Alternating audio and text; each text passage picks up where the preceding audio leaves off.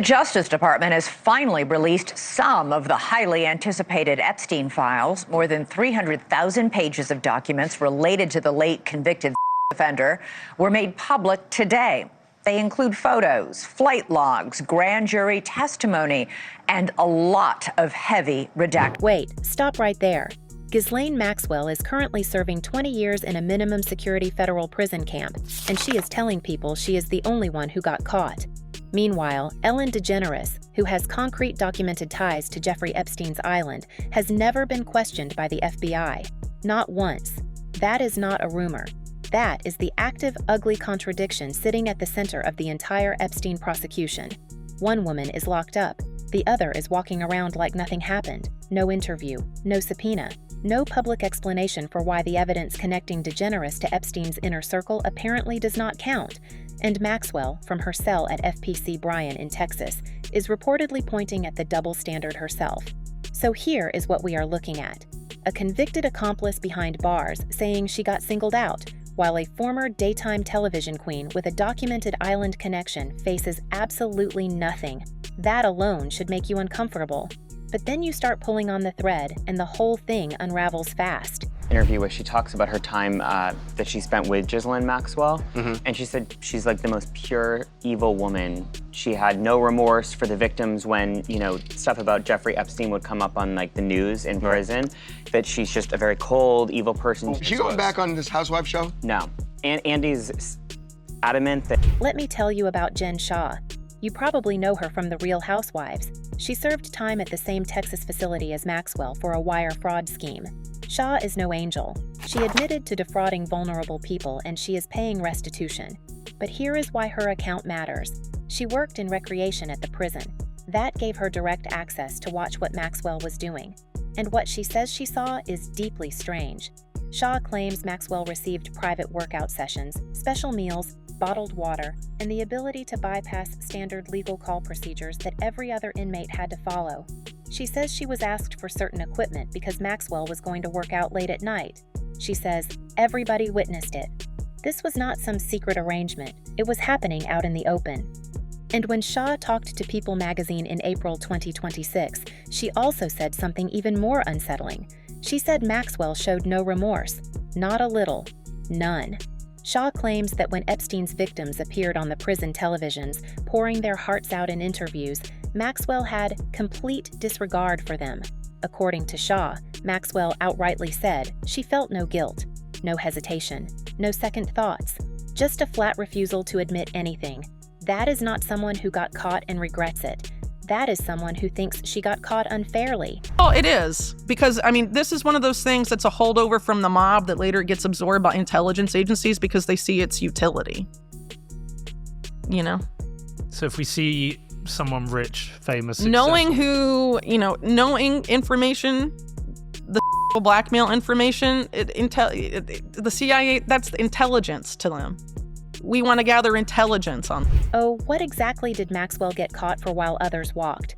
Start with the most visible name on the list, Ellen DeGeneres, the Be Kind brand, all of it. And the material connecting her to Epstein's world is not some fuzzy guilt by association stretch. It is concrete, resurfaced posts, old interviews, documented associations that put her directly in the same conversation as people now serving federal time. One of the strangest details is a 2016 tweet where DeGeneres wished Diddy a happy birthday with a bizarrely intimate nickname, Cuddle McSnugglestuff. At the time, people laughed it off as an inside joke, but after Diddy was arrested, convicted, and sentenced to 30 months on charges related to illegal activity, that same nickname started looking very different. Then, there is a 2018 interview clip where DeGeneres pressed Diddy to attend one of her parties, telling him with a smile that, once you get there, the party really starts. He nodded. He promised not to let her down. Watch that clip now, and the whole exchange reads like two people who shared a lot more than a professional acquaintance. But here is where the story tilts from uncomfortable to genuinely broken. The FBI has never questioned Ellen DeGeneres. Not once.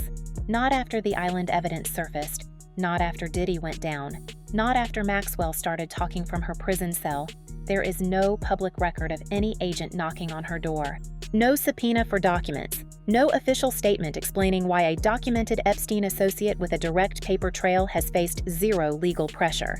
Think about that for a second. The same federal government that spent years chasing Maxwell, that convicted her on 5 felony counts, that put her away for 2 decades, cannot be bothered to ask DeGeneres a single question about what she knew and when she knew it. That is not an oversight. That is a pattern. And once you see the pattern, you start wondering who else is on the protected list. How many other names have documented ties and have never even received a phone call? Just brings it all together with a bow for her, doesn't it? She probably wants to get out early. So I think that we have more digging to do. I think the DOJ transparency effort here is the right thing, but the reason it's on a Friday, Will, is I think there are no smoking guns. There's other places we have to look. Now look at Maxwell's own treatment inside the system, because that is where the story starts to smell even worse. Maxwell is currently housed at FPC Bryan, a minimum security camp in Texas. That is the kind of facility where nonviolent offenders serve short sentences. It is not supposed to hold convicted traffickers. In fact, Bureau of Prisons policy explicitly bars individuals with certain criminal histories from exactly this type of camp. The rules are clear. Program Statement 342.0.12CN1 requires staff to treat all inmates equitably and prohibits any form of preferential treatment. So how did Maxwell end up there? According to reports, her transfer happened in July or August of 2025, shortly after she met with top DOJ officials, including Deputy Attorney General Todd Blanche, to answer questions about Epstein's connections to roughly 100 people. She reportedly told them everything, and then, suspiciously fast, she was moved to a lower security facility with a lot more freedom. A source told the Daily Mail at the time that Maxwell's life was in danger after she spoke to the government, which prompted the move. Maybe that is true, but the timing is impossible to ignore. She talked, she got transferred, and now she is in a camp where inmates like Jen Shaw watched her get private treatment that nobody else received. And here is what the Bureau of Prisons said when Shaw's allegations became public. They did not deny them outright. They said any suggestion of preferential treatment is taken seriously and thoroughly investigated. They quoted their own policy back. They said staff must treat all inmates equitably, but they did not say Shaw was lying. They did not say it never happened. They said they would look into it. That is not a denial. It is a non-denial wrapped in bureaucratic language. And the fact that they did not immediately shut down Shaw's claims with hard evidence tells you something. Either they cannot disprove her account, or they do not want to draw more attention to what actually happened. Either way, the official response feels less like a correction and more like a cover-your-back statement. I'm speculating, but it is very different than actual protocol. Yeah. I used to know the person that headed the Bureau of Prisons. Now, somewhere would there be paper trail on this kind of thing? You would think so. There should be. There should be. There should be, but it's so unusual. It makes it's me just wonder, not done. because- So maybe there is no paperwork because So now the picture is starting to fill in. Maxwell says she is the only one who got caught. The evidence says Ellen DeGeneres has documented ties to Epstein's Island and has never been questioned. The FBI has no public explanation for that gap. Meanwhile, Maxwell herself is serving time in a minimum security camp that policy says she should not be in, receiving treatment that other inmates did not get, after talking to high-level DOJ officials. And a former prison mate who actually watched this happen says Maxwell showed no remorse, dismissed her victims, and acted like the rules did not apply to her. At a certain point, you have to stop asking whether the system is broken and start asking who it is protecting, because this is not a series of random accidents. This is a pattern with a shape, but the story does not stop there. While Maxwell sits in her camp, a much larger financial scandal is unfolding in the background. On March 30th, 2026, Epstein accusers filed a lawsuit against Les Wexner, the billionaire founder of L Brands, and his foundation. The lawsuit alleges that Wexner paid Epstein $200 million or more over roughly 20 years, and that this money directly enabled Epstein to build his trafficking network. That is not a small accusation. It is a claim that one of the richest men in America bankrolled the entire operation.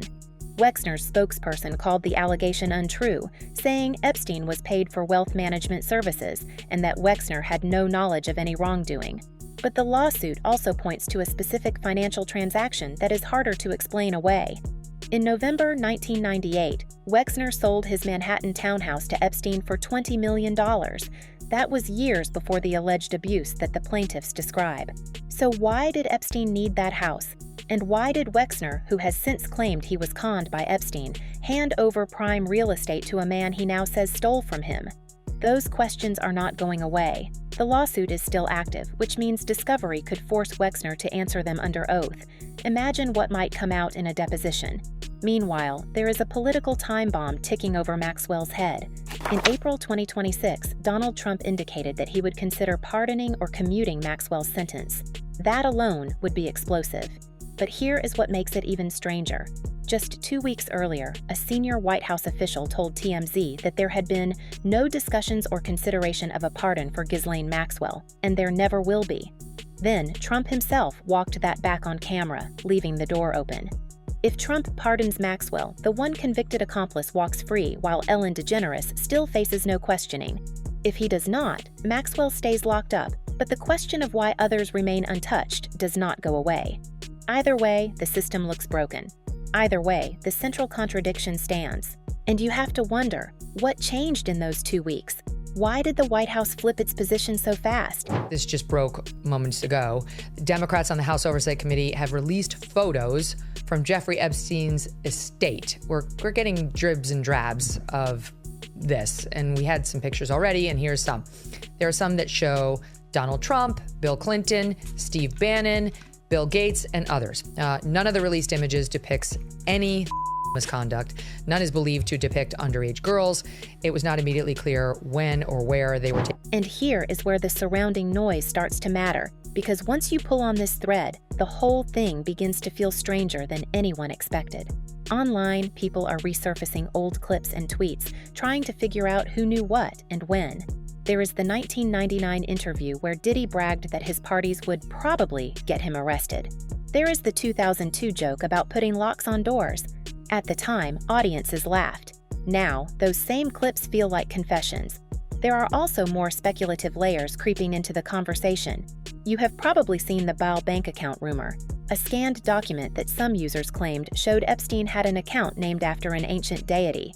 Fact checkers have pointed out that Bao.name was likely a garbled version of bank name. That detail is not hard evidence, but the fact that it spread so fast tells you something about the public's appetite for this story. People are not satisfied with the official version. They are looking for hidden patterns, secret signals, anything that explains why some people face consequences while others do not. And when the official story leaves that many gaps, the speculation rushes in to fill them. And then there is the question of what Maxwell knows that she has not yet told anyone. Her habeas corpus petition, filed in December 2025, claims that 29 people, including 4 co-conspirators, reached secret settlements in connection to the Epstein case. That is a staggering allegation. If it is true, it means a lot more powerful people bought their way out of this story a long time ago. And Maxwell, sitting in her minimum security camp with her private workouts and her special meals, might be the only one left who can name names. Alan Dershowitz, who once represented Epstein, has already said publicly that the feds should cut Maxwell a deal, let her out early, and get her to testify about everything she knows. That is not a fringe opinion. That is a prominent legal voice saying the system should trade Maxwell's freedom for the truth. The fact that no one in power has taken that deal yet tells you something too. Either they do not trust her, or they are afraid of what she will say. Either way, the silence is loud. So why do you think Epstein became almost like the central figure for all of this corrupt global elite meta cartel? Well, he's just a microcosm of it, really. But I think is it his own perversion? He became too exposed, I think, especially after his first arrest. And as he described it, he became radioactive. But he had, before been able to move through all these different... So where does that leave us? Right back where we started. Maxwell in prison saying she is the only one who got caught. Ellen DeGeneres walking free with documented island ties and no FBI questioning. A financial lawsuit that could crack open the entire Epstein funding network.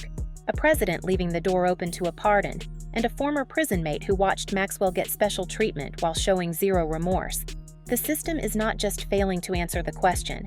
It is actively making the question louder with every new development. And the most destabilizing part of all of this is something we have not even gotten to yet. because Jen Shah did not just watch Maxwell work out in private. She sat with her, she talked to her, she heard things that have not fully been reported. What Shah says she witnessed inside that prison goes beyond special meals and bottled water. It goes to the core of who Maxwell really is when the cameras are not there. That is where the story gets even darker. No, do not think we are done just because the first half laid out the contradiction, because here is where the story starts eating itself alive. Jen Shah was not the only high-profile inmate watching Maxwell in that Texas prison camp. Elizabeth Holmes was there too, the Theranos founder, and according to Shah, Holmes definitely avoided Maxwell. They both did, but they both heard the same thing. Shah told people that Maxwell outrightly said she had no remorse. Out loud, in front of them, not a whisper, a public declaration inside a federal facility. And when Epstein's victims appeared on the prison televisions, pouring their stories out in interviews before Congress, Shah says Maxwell had complete disregard. That is not somebody struggling with guilt. That is somebody who has already decided the system is wrong, not her. Shah and Holmes bonded over being assigned to check toilets together. Poop duty, Shah called it. That is how ordinary the setting was. And even there, Maxwell made sure everyone knew she felt nothing. Interview is and never was part of the Epstein files. She was sentenced in 2025. This was an interview by Trump's lawyer to protect Trump from the fallout about the Epstein files. What this really is nothing but a sketchy PR stunt by the Department of Justice. And we have seen this movie before. The Maxwell interview is to the Epstein files what the Barr letter was to the Mueller investigation. Now watch what the Bureau of Prisons did when Shah went public. They issued a statement. They quoted their own policy, Program Statement 3420.12 CN1. They said staff must treat all inmates equitably. They said allegations are taken seriously. Then they stopped. They did not say Shah was lying. They did not deny the private workouts. They did not say Maxwell followed the same rules as everyone else. They said they would investigate. That is not a denial. That is an institution trying to look like it has control while confirming absolutely nothing. If they could prove Shah wrong, why would they not just do it? Why leave the door open unless they are not sure what is behind it? The statement itself becomes evidence of how uncomfortable this whole situation makes them. But the real widening comes when you look at who was funding the entire operation. On March 30th, 2026, Epstein accusers filed a lawsuit against Les Wexner, the billionaire founder of L Brands, and his foundation. The allegation is staggering. They claim Wexner paid Epstein $200 million or more over roughly 20 years, and that this money directly enabled Epstein to build his trafficking network. Wexner's spokesperson called the allegation untrue, saying Epstein was paid for wealth management services and that Wexner had no knowledge of any wrongdoing. But then there is the townhouse. In November 1998, Wexner sold his Manhattan townhouse to Epstein for $20 million. That was years before the abuse period described in the lawsuit. So why did Epstein need that house? And why did Wexner, who now says he was conned, hand over prime real estate to a man he claims stole from him? Those questions are not going away. The lawsuit is active. Discovery could force Wexner to answer under oath. Imagine what might come out when a billionaire has to explain why he kept writing checks to a man he now calls a con artist. This is where the older material starts hitting differently. You remember the Diddy interviews. There is a 1999 clip where he told a reporter his parties would probably get him arrested. There is a 2002 joke about putting locks on doors to keep people from leaving. At the time, audiences laughed. Now those clips feel less like jokes and more like warnings he ignored, and the resurfaced DeGeneres material keeps adding pressure in a different way. The 2016 tweet calling Diddy Cuddle McSnuggle stuff. The 2018 interview where she told him, "Once you get there, the party really starts." Back then, that just sounded like two celebrities being playful. Now it sounds like two people who understood exactly what kind of parties they were discussing. The shift is not in the footage. The footage is the same. The shift is in what we know now. And what we know now is that a lot of people who seemed to be joking were actually telling the truth.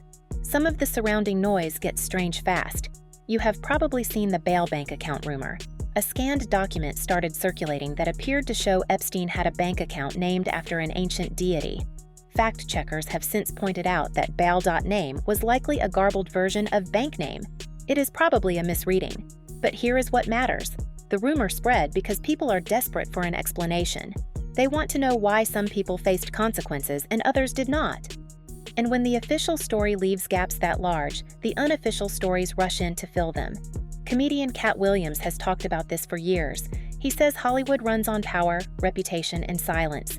He has talked about rituals, about symbols, about an industry that protects its own. That is not evidence, that is atmosphere. But atmosphere matters when the official record refuses to answer basic questions. When the government says Epstein did not keep a client list, when the FBI refuses to question documented associates, when a convicted trafficker gets transferred to a minimum security camp after talking to prosecutors, the public stops trusting the official version. And Maxwell knows this. That is why she filed that habeas corpus petition in December 2025, claiming that 29 people, including 4 co-conspirators, reached secret settlements in connection to the Epstein case. If that is true, it means a lot of powerful people bought their way out of this story a long time ago. And Maxwell, for all her denials and all her lack of remorse, might be the only person left who can name names. Alan Dershowitz, who once represented Epstein, has already said publicly that the feds should cut Maxwell a deal. Let her out early. Get her to testify about everything she knows. That is not a fringe voice. That is a prominent legal figure saying the system should trade Maxwell's freedom for the truth. The fact that no one in power has taken that deal yet tells you something. Either they do not trust her or they are afraid of what she will say. Either way, the silence is not neutral. That the Bureau of Prisons gets to decide. The Bureau of Prisons is run independently from the FBI, from the U.S. Attorney's Office, from the judiciary, and who knows where the person's going to go. That's just how it happens. Right. So for Ghislaine Maxwell to have been transferred to actually a prison that has very, very minimal security and is just not fit for someone who's been convicted of horrible crimes against. Then there is the political chaos on top of all of this. In April 2026, Donald Trump indicated he would consider pardoning or commuting Maxwell's sentence. Just 2 weeks earlier, a senior White House official told TMZ that there had been no discussions or consideration of a pardon for Ghislaine Maxwell, and there never will be. Then Trump himself walked that back on camera. So what changed in those 2 weeks? Did someone get to him? Did new information surface? Or is this just the normal chaos of a political administration trying to keep everyone guessing? Whatever the answer, the effect is the same. The one person who got convicted might get out, and the people who were never even questioned will still be free. The pardon threat does not just affect Maxwell, it changes the entire equation. If she walks, the message is clear. Talk to prosecutors, get moved to a camp, wait for a pardon. Or he was involved in. And that should all be something that the Treasury Department, the FBI can get access to, because in the meantime, what we're left with is Ghislaine Maxwell effectively downplaying this whole thing. Yeah, he was he hid it from everybody. Nobody else was involved. There's no proof of anything else. There's no blackmail. There's no foreign intelligence tie. There is a reason these older clips keep resurfacing. It is not just gossip. It is pattern recognition. When Diddy joked in 1999 that his parties would get him arrested, he was not confessing, he was bragging. And the audience laughed because they thought it was an exaggeration. It was not. When he joked about locks on doors in 2002, people thought it was dark comedy. It was not. Those moments only look like jokes until the arrest records arrive. And the same thing is happening now with the DeGeneres material, the nickname, the party comments, the island connections. At the time, none of it registered as dangerous. Now it all looks like context that should have triggered questions years ago. So let us bring this back to where the whole thing started. Maxwell says she is the only one who got caught. Shah watched her get private treatment and show no remorse. The Bureau of Prisons issued a non-denial that said everything by saying nothing. Wexner is facing a lawsuit that could expose the financial plumbing of the entire Epstein operation. Resurfaced clips make old jokes look like warnings, and a president has left the door open to a pardon. The system is not holding. It is leaking from every side. The question was never whether Maxwell was guilty. She is. The question is whether she was the only one. And every day that passes without the FBI questioning Ellen DeGeneres, without the Wexner lawsuit going to discovery, without someone in power demanding answers, the evidence starts to look more and more like Maxwell might be telling the truth about that one thing. That leaves us stuck between two ugly possibilities. Either Maxwell is lying to save herself, which means a convicted trafficker is still manipulating the story from inside a prison camp. Or she is telling the truth, which means the system convicted one person while letting everyone else walk. Neither option is good. Neither option looks like justice. And the longer the official silence continues, the louder the question gets. So what do you actually think? Is Maxwell a liar trying to cut a deal, or is she the only one willing to say out loud what everyone else already knows? Drop your thoughts in the comments. We are not done with this one. Not even close. We will keep watching.